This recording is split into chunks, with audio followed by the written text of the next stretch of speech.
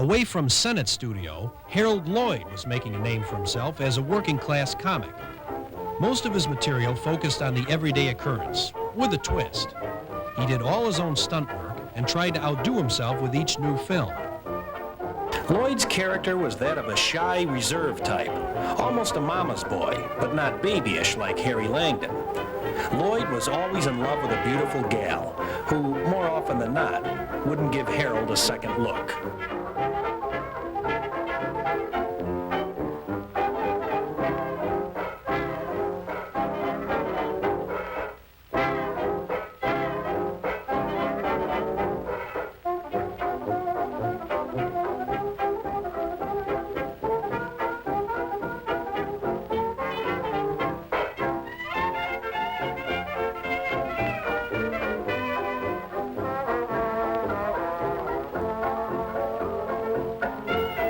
Like Chaplin and Langdon, Lloyd had a fondness for outrageous visual gags, but unlike the others, his character was firmly rooted in the real world.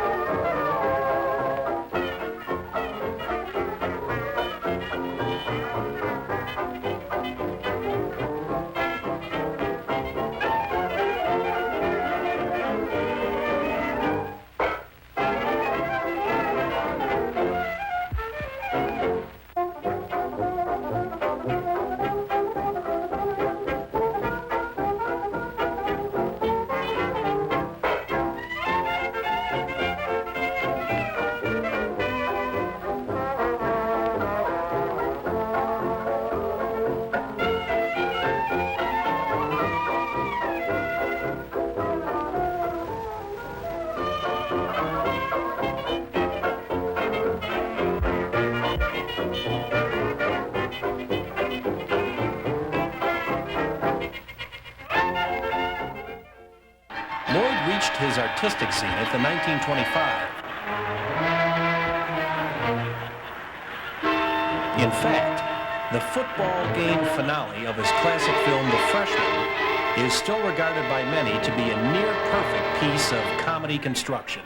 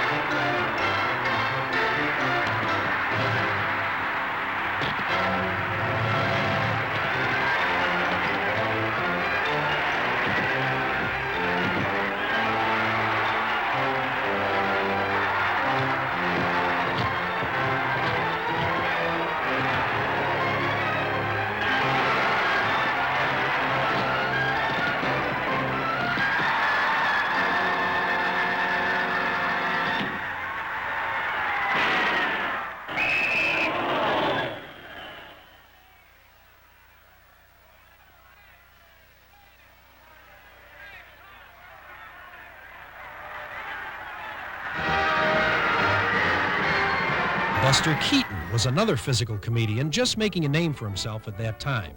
The man with a face of stone developed his own mechanical style of comedy, which combined the subtle nuances of Chaplin with sophisticated acrobatic skill and avant-garde visual expression truly his own.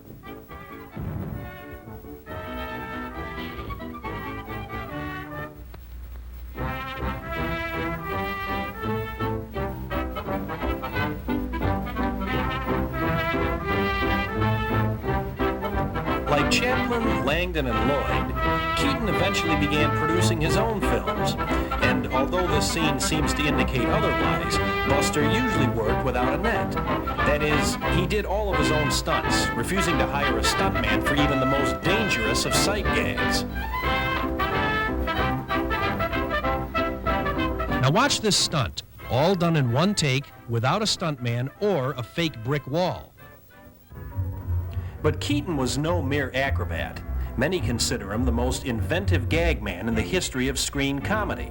In fact, this sequence was literally improvised by Keaton shortly before shooting began.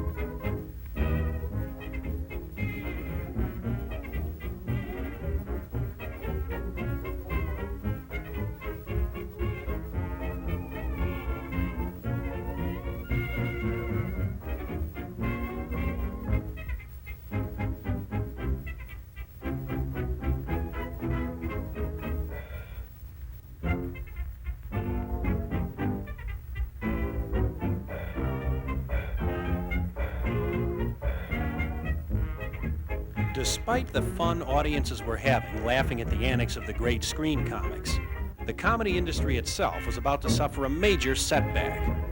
On Labor Day weekend, 1921, another Senate film star and Buster Keaton crony, Roscoe Fatty Arbuckle, became involved in a chain of events that shocked the nation.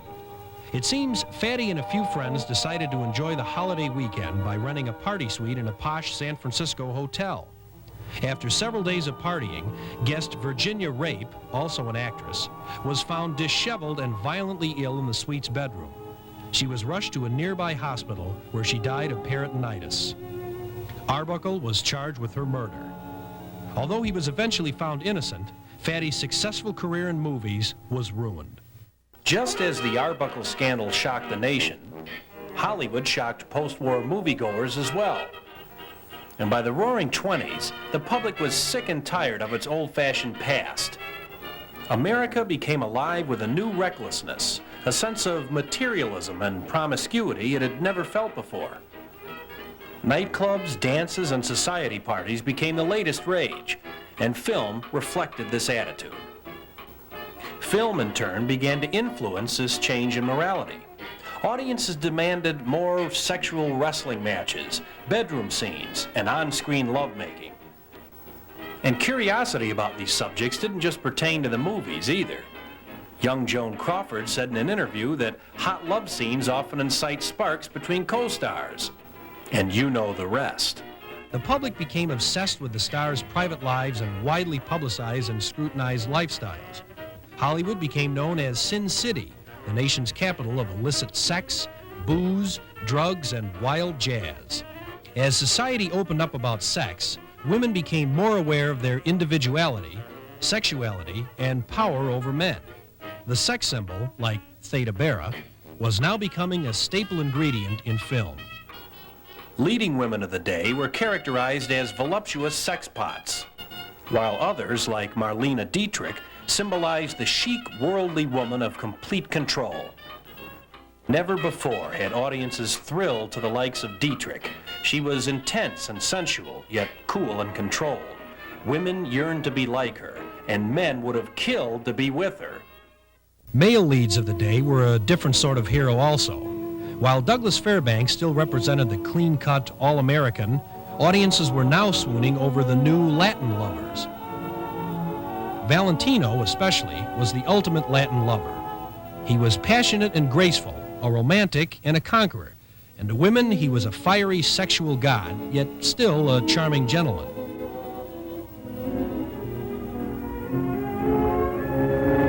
Valentino's peculiar blend of machismo and vulnerability drove female moviegoers wild.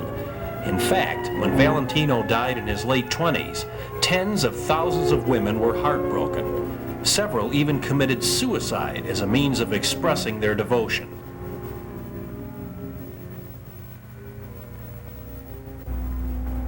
Valentino single-handedly ushered in the screen persona of the Latin lover. In fact, 6 decades after his death, he still has adoring fans throughout the world. And what might today seem hokey and laughable was at one time regarded the epitome of dramatic expression.